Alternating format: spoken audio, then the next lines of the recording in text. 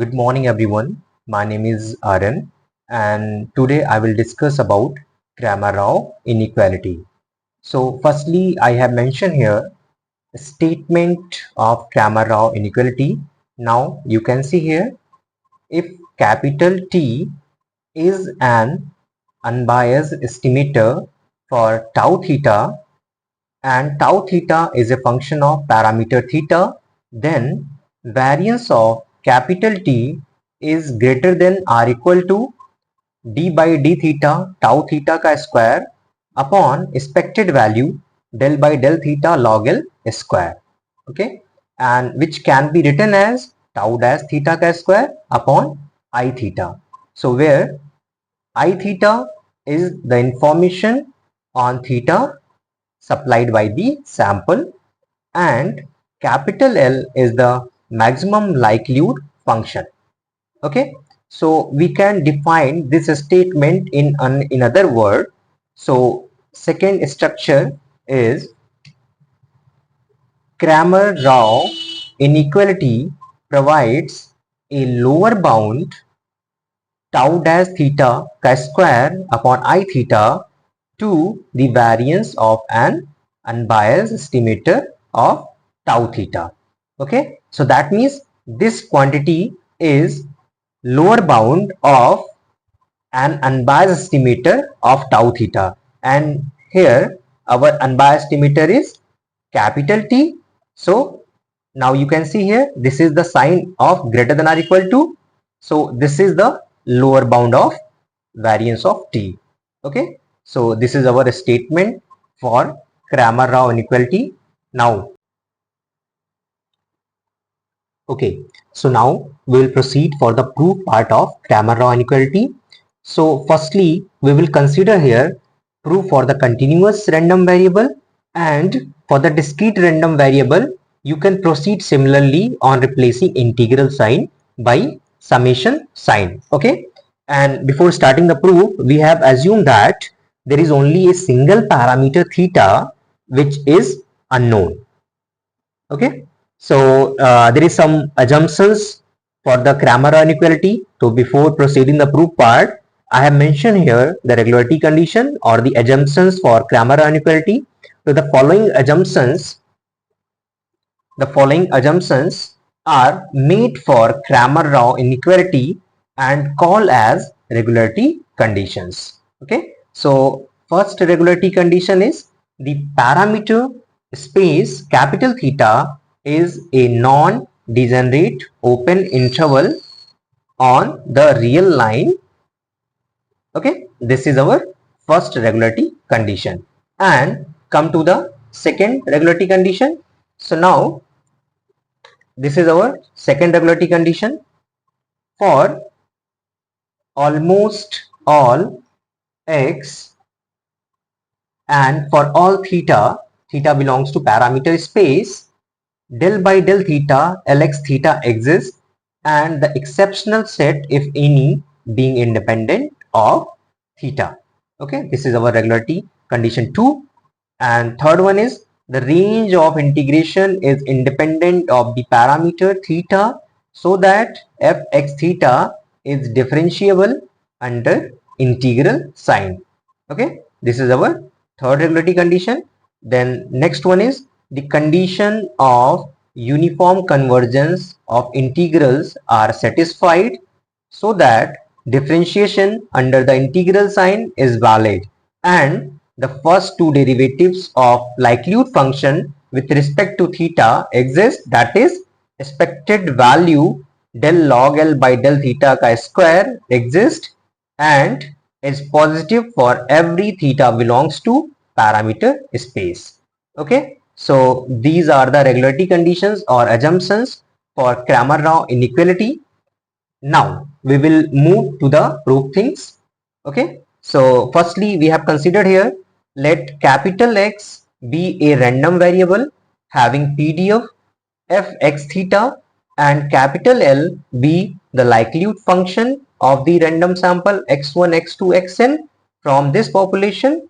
Then now we know that the likelihood function is joint density. So we can define it I going from 1 to n fxi theta. Okay. Since capital L is the joint density function, capital L is the joint density function. So we have, by density function property, we know that over the entire range f dx is equal to 1.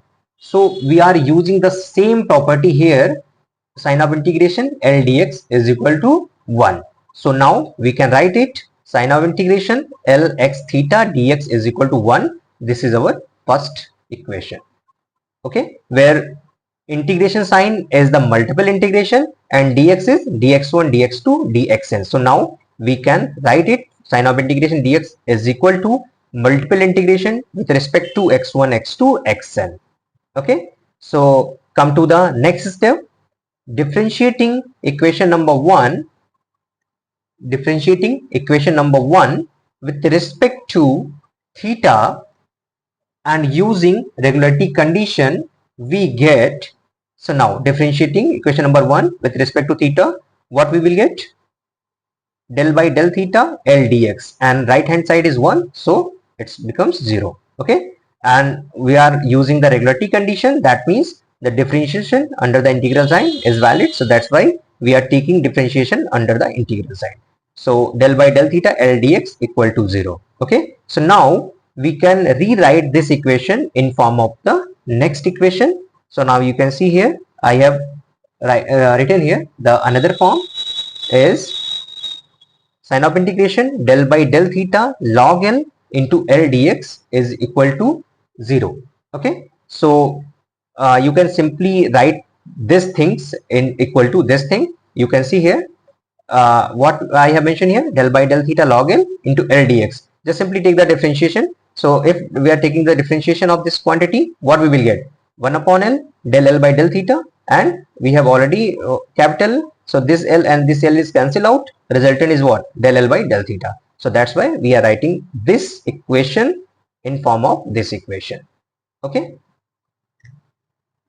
So our next step is sine of integration del by del theta log L into L dx is equal to 0. So we can write this equation in form of expectation, because you can see here this is function with density into dx. Okay, so that means this is the expected value of this quantity. So I have mentioned here, now you can see here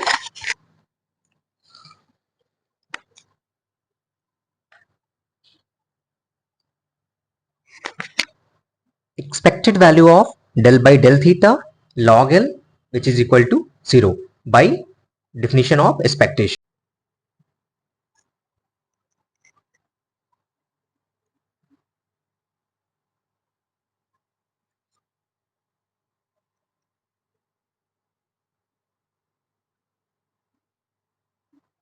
Okay, so now we get expected value of del by del theta log L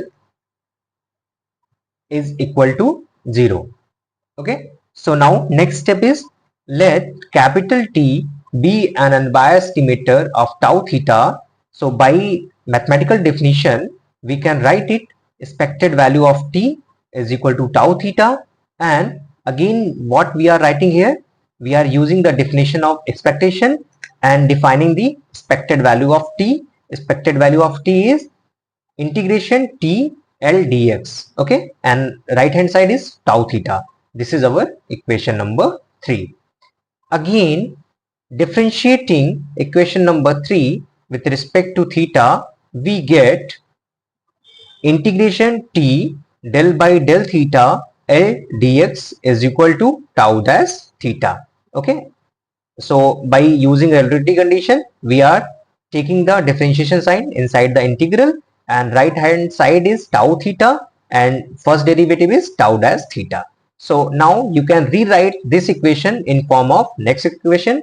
So integration T del by del theta log L into L dx, which is equal to tau dash theta. So I have already previously mentioned how you can write this equation in form of this equation. Okay, so again what we have here, this is our expected value of t del by del theta log L, okay, which is equal to right hand side tau dash theta. Is it clear? This is our equation number 4. So on the basis of our statement, we need in numerator part tau dash theta ka square and in denominator part I theta. So we get numerator part tau dash theta. So we will proceed for the denominator part and the left hand quantity.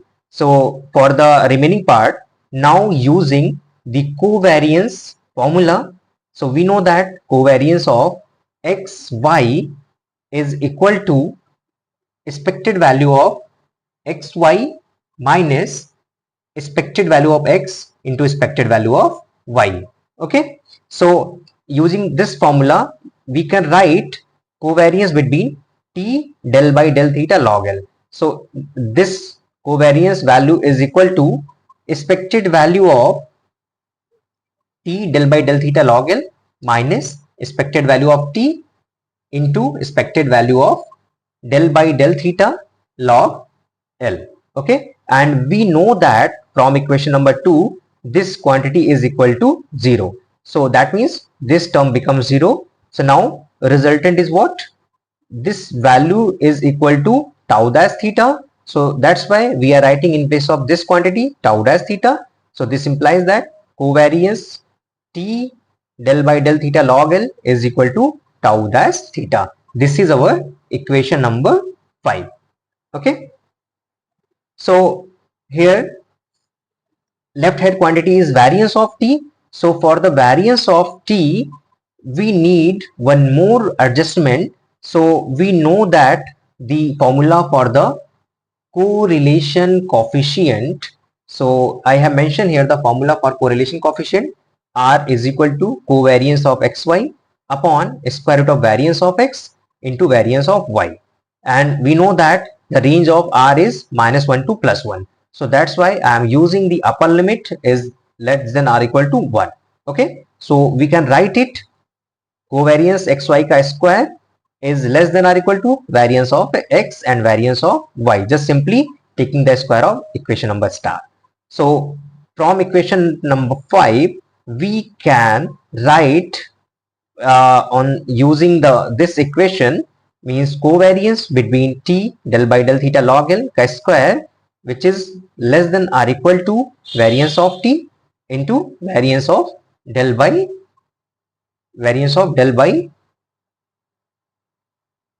del theta log L. Okay, so this is our covariance ka square and right hand side is variance of t and variance of del by del theta log L. So again we know that the formula for the variance, the variance of x is equal to expected value of x square minus expected value of x ka whole square. So using this formula, just simply expand this term. So come to the next part. Now you can see here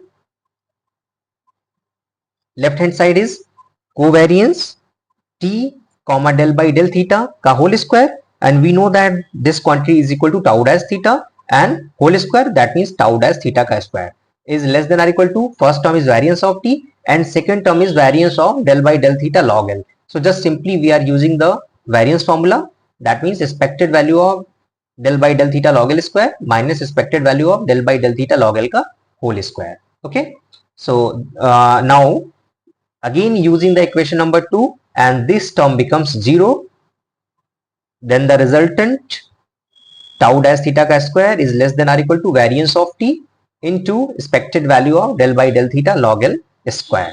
Okay, and what we want to find lower bound of this quantity. So again rewriting this equation, variance of t is greater than or equal to tau dash theta square upon expected value of del by del theta log L ka square.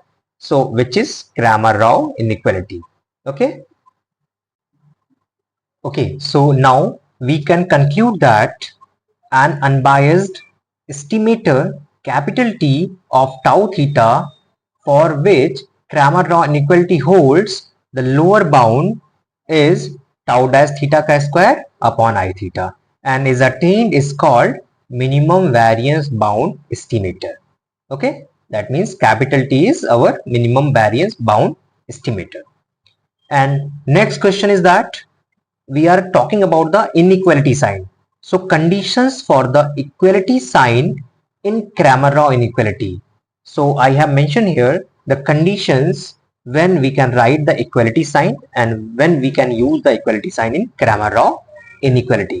So as we know that the formula for variance, so variance of t can be written as expected value of t minus tau theta chi square, and which is greater than or equal to tau dash theta chi square upon I theta. And then we can simplify this equation in form of the next equation, tau dash theta chi square, which is less than or equal to expected, in place of variance we are writing expected value of t minus tau theta square, and just putting I theta is equal to expected value of del by del theta log L chi square. So we get this expression. And by Cauchy-Schwarz equality we know that if xy is two function, then this square is less than or equal to first function into second function. So if x, y are proportional to each other, then equality sign will hold here. So using the same concept, the equality hold if t minus tau theta and del by del theta log L are proportional to each other. That is, we can write t minus tau theta is equal to lambda times del by del theta log L. Is proportional to, that means this quantity is proportional to this quantity, so we are using equality sign, so we are putting one constant here. So when lambda is independent of the sample, x1 x2 xn, but maybe depends on theta. Okay, so that means we can write this equation in form of next one. If the likelihood function capital L is expressed in the form of del by del theta log L equal to t minus tau theta upon del theta, where del theta is independent of the sample x1 x2 xn, then we can conclude that capital T is an unbiased estimator of tau theta.